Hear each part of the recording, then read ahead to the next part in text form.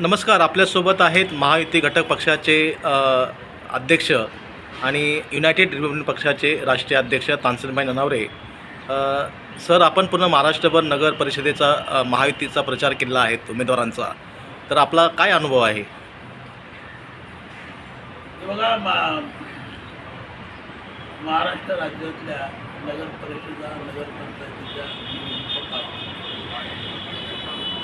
आणि प्रचंड संख्येने मतदारांनी प्रतिसाद देऊन उच्चांक गाठणारं मतदान करून एक नवीन इतिहास घडवलेला आहे. या प्रचार दौऱ्यामध्ये मला एक गोष्ट जाणवली की महायुतीच्या उमेदवाराविरोधात महाराष्ट्रामध्ये एकही विरोधी पक्ष खंबीरपणे लढताना दिसला नाही.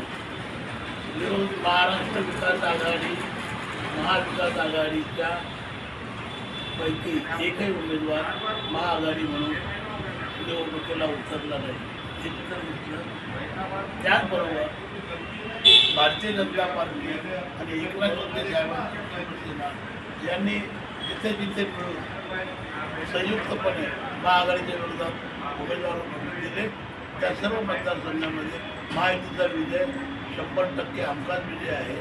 आणि ज्या ठिकाणी एकनाथ शिंदे साहेबांचे उमेदवार अध्यक्षपदासाठी उभे होते त्यामध्ये बगूरमध्ये नांदगाव, मनमाड, सिन्नर, वैजापूर, त्यानंतर परतूर, त्यानंतर पाथरी, त्यानंतर मानवत, त्यानंतर हिंगोली या मतदारसंघामध्ये शिवसेना एकनाथ शिंदे साहेबांचे उमेदवार हमखास प्रचंड मताने निवडून येतील अशा प्रकारचं वातावरण आहे. निवडणुकीमध्ये असं म्हणतायत की पैशांचा वापर झाला वगैरे, आपला काय अनुभव आहे?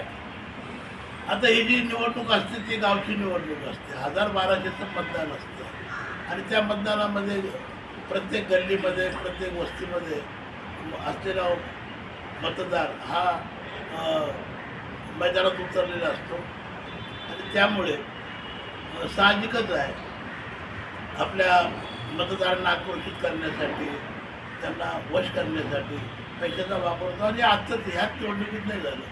आजपर्यंत इतिहास जर बघितला तर या स्थानिक स्वराज्य संस्थामध्ये 15 वर्षापर्यंत आपण बघाल तर महाराष्ट्रामध्ये स्थानिक स्वराज्य संस्था या राजकीय पक्षाच्या वतीनं, राजकीय पक्षाच्या चिन्हावर लढवल्या जात नव्हत्या. तर पॅनल सिस्टम होती. एकाच पक्षाचे 2-2 पॅनल एकमेकाच्या विरोधात उभं राहायचे आणि निवडून आल्यानंतर ते राजकीय पक्षाची सामील होत असे.